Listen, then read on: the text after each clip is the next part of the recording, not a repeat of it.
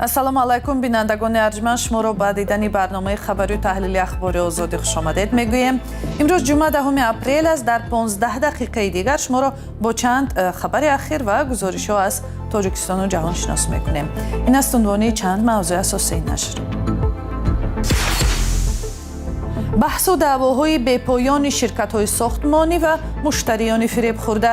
яке аз ин даъвоҳо беш аз 10 сол аст дар Хуҷанд идома дорад. خانه سه کس چهار کس خریدگی اکو اینجا همه گوشت یادکش نخورد همه فرزند دارد. дар Лубнон қурбониёни ҳамлаҳои ҳавоии Исроил ба Бейрутро дафн мекунанд. дар Покистон ба музокироти Амрико ва Эрон омода мешаванд. дар марзи Тоҷикистону Афғонистон деворҳои нав мекашанд. ба ҷои симхорҳои солҳои пеш мақомот мегӯянд роҳи қочоқбарону ифротиён баста мешавад. ва ҳоло як хабар. созмони дидбони ҳуқуқи башар Human Rights Watch ҳукумати Тоҷикистонро барои нодида гирифтани даъватҳо барои риояи ҳуқуқи мардум интиқод кардааст. дар гузориши тозае ки ба шӯрои ҳуқуқи башари созмони милал ҳам фиристоданд, гуфта мешавад Тоҷикистон дар муддати 5 соли гузашта ҳеҷ яке аз машваратҳои созмони милал барои беҳбуди вазъи ҳуқуқи инсонро иҷро накардааст. дар миёни ин машваратҳо зарурати тақвияти қонун барои таъмини дастрасӣ ба иттилоъ, озодии баён ва ҳаққи гирдӣ ҳамоӣ зикр шудааст. ҳамчунин гуфта шудааст ки ба Тоҷикистон машварат дода буданд ки фишор болои ҳизбҳои сиёсӣ, фаъолон, созмонҳои ҷамъиятӣ ва журналистону аъзои оилаҳои онҳоро баст кунад. Human Rights Watch менависад Тоҷикистон на танҳо уҳдадориҳояшро иҷро накард, балки онҳоро ошкор зери по намуд. гузориши нав аз 11 саҳифа иборат аст ва бархурди ҳукумати Тоҷикистон ба масоили ҳуқуқи башарро дар 5 соли гузашта дар бар мегирад. қарор аст ин гузориш дар нишасти шӯрои ҳуқуқи башари созмони милал охири ҳамин сол баррасӣ шавад. гурӯҳе аз сокинони шаҳри Хуҷанд иддао доранд ки аз ширкате хона хариданд, вале зоҳиран ба доми қаллобон афтоданд. онҳо мегӯянд ки беш аз 10 сол боз наметавонанд ба хонае соҳиб шаванд ки пулашро доданд. баҳси дароз солҳост ҳал ношуда боқӣ мондааст ва мардуми зиёде ҳам саргардонанд ва аз мақомот мехоҳанд дар ҳалли даъво мусоидат кунанд. фарзон муҳаммаде гузориш медиҳад.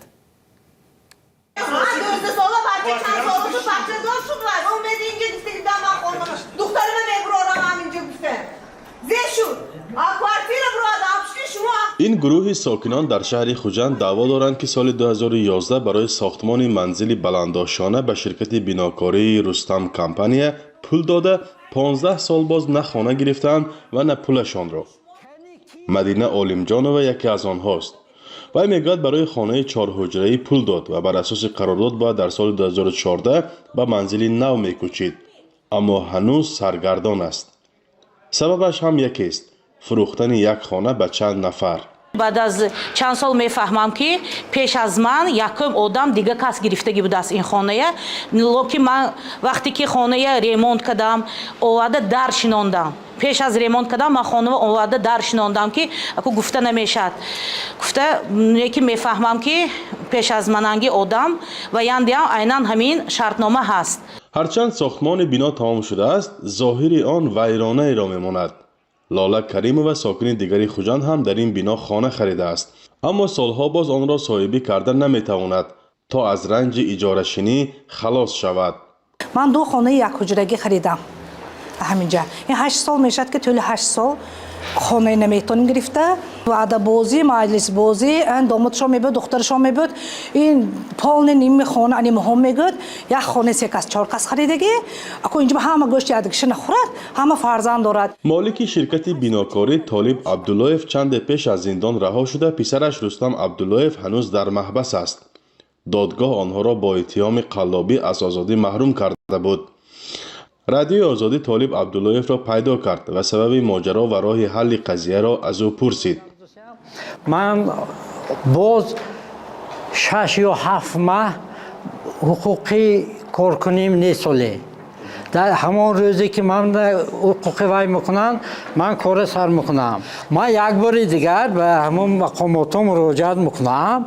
همون راهش گو منم شمایم این کاره به مسئله و حل کرده نمیتونیم برای همه ما وقت دکار. دعواگران با این شرط مالک بنا راضی نیستند. آنها میگویند که بارها چنین وعده را شنیدند اما نتیجه نگرفتند. من کو خانه دارم با هستن که به خانه ها همین قدر سال اسی همشون اجاره شید، اجاره پولی داده میشنن. هر بار میبیم یک بار مصلحت میکنیم، مجلس میکنیم، اینو طالبا وعده میتین که همش نقض میشد، هیچ نکی و ما بهبودی بینیم پیش برویم. ساکنان دعواگر و مالک شرکت میگویند تقریبا همه اداره های دولتی در ولایت سوخت از ماجرا آگاهند و امیدوارند که این معما هر چه زود حل و بحث و جنجال به پایان میرسد. بنیاد بناهای بلندآشانه سالهای اخیر در تاجیکستان بیشتر شده است. بعضی از ساکنان میگویند به این واسطه مشکل کمبود منزل جبران خواهد شد، اما ایده از صفت ساختمان ها راضی نیستند و برخی دیگر از آن شکایت میکنند که خانه سازان یک منزل را به چند نفر فروختند. فرزا محمدی، رادیو آزادی، شهر خوجند. اسرائیل شب 10 اپریل حمله‌ها را به لبنان ادامه داد. ارتش این کشور در شبکه ایکس نوشت قریب به 10 موقع گروه حزب الله که برای پرتاب موشک‌ها به شمال اسرائیل استفاده می‌شدند ضربه زد. حزب الله از حمایت ایران بهره‌ور است، اما از سوی آمریکا و اسرائیل سازمان تروریستی دانسته می‌شود. حمله اسرائیل به لبنان بعد سازش آتش بس میان آمریکا و ایران بیشتر شد. در یکی از این حمله ها در روز 8 اپریل در لبنان صدها نفر کشته و زخمی گشتند. گزارش ریترز را همکارم کایمر سیاتو تقدیم میکند. عبدالرحمن محمد با دیدن عکس پیوندانش در تلفن اشک میریزد. آنها روز 8 اپریل در حمله مرگبارترین اسرائیل به لبنان کشته شدند. محمد از سوریه که بیش از 10 سال است در لبنان زندگی میکند نیز در این حمله خانه و بعضی نزدیکانش را از دست داده است. خواهرم را از ماشین فروردم و او به خانه در آمد. خودم از پس کاری رفتم. همان وقت ضربه زدند. وقتی برگشتم بنا نبود. خواهرم و اعضای دیگری آیله را نیافتم. هیچ کدامشان را. خانواده های ماتم زده برای شناسایی جسد نزدیکانشان به بیمارستان دانشگاه رفیق حریری آمدند. ماموران امدادی جسدها را به اینجا آورده تابوتها را بیرون میبرند. گروه دیگر زخمیان را در کوچه طبابت میکنند. مدیر بیمارستان نتوانست که شماره دقیق جسدها را در سردخانه بگوید، اما تاکید کرد که تلفات بسیار زیاد است. خیر همیه میگوید که در این حمله ها 2 خویشاوندش را از دست داد. من در حی سلوم بودم. این دختر هنگام ضربه زدن هواپیما در آنجا بود. ما او را به شفاخانه رسول الاعظم بردیم. آنها طبابت کردند. سر برادرش هم جراحی شد. پدرش و یک برادر دیگرش کشته شدند. تنها یک برادرش ماند. ما چیکار کنیم؟ با من بگویید ما چیکار کنیم؟ حمله اسرائیل به لبنان بعد از آن بیشتر گردید که امریکا و ایران روز 7 اپریل گفتند که به آتش بس 2 هفته‌ای راضی شدند. اسرائیل و واشنگتن میگویند که لبنان شامل آتش بس امریکا و ایران نمی شود، اما جمهوری اسلامی و پاکستان گفتند که لبنان بخشی از سازش آتش بس است. پاکستان برای حل نزاع بین امریکا و ایران میان روی می کند و انتظار می رود گفت و شنید جانب ها روز 11 اپریل در اسلام آباد صورت بگیرد. به نظر می رسد برای محمد حمیه و صدها نفر آسیب دیده دیگر در لبنان این نشست و برخاست ها چندان اهمیت ندارند. حالا آنها برای دفن کردن نزدیکانشان آماده می شوند.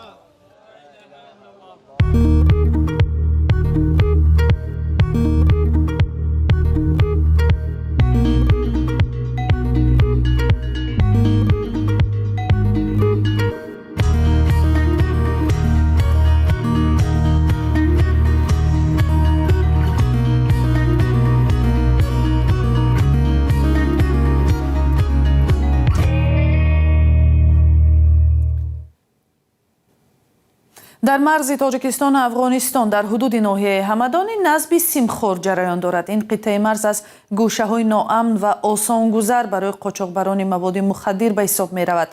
دیواری نو سیمخورهای دوره شوروی را عوض می کند. آن را در داخل تاجیکستان می سازند. مقامات می گویند هدف اساسی تأمین امنیتی مرز دراز تاجیکستان با افغانستان است که بارها شاهد زد و خورد با مرزشکنان و قاچاقبران شده است. محمد وفا رضا زاده گزارش می دهد. مرز تاجیکستان با افغانستان. سربازان خط محافظتی را در مرز دیگر می کنند. خط این مرز در ناحیه همدانی زمان شوروی سیمخوار کشیده شده بود. سیم‌هایی که برای مرزبندی حالا استفاده می کنند در کارخانه مخصوص در شهر نارک آماده شده است. مقامات این را یگانه کارخانه در تاجیکستان می دانند که برای مرزبندی محصولات استحصال می کند. کارخانه صنعتی که نخستین مراتبه در زمان صاحب استقلالی آماده کردن خطی سرحد یک سرکه که خطی سرحد دولت مستحکم میکند. در موضع‌های تیز آب مثل ناحیه درواز مرز با افغانستان را تنها رودی 5 جدا میکرد و سیمخواری وجود نداشت. حالا دیده می شود که آنجا هم مرز را سیم میکشند. مسئولین کارخانه ویژه در شهر نارک میگویند کار آنها زیاد شده است و باید بیشتر محصولات استحصال کنند. خود خیلی خوب این روز مهندسی کرده است.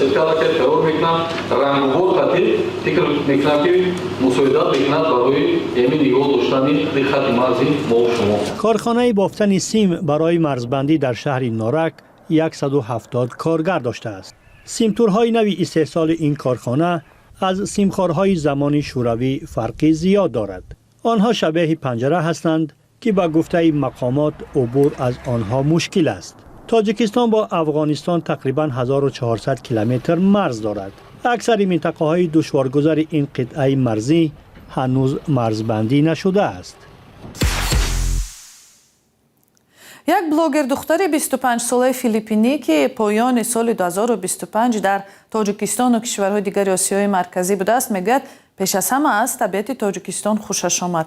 او میگوید این سفرش را برای دیدن کشورهای به اصطلاح حوزه استان بخشید و تاثیرات زیادی برداشت.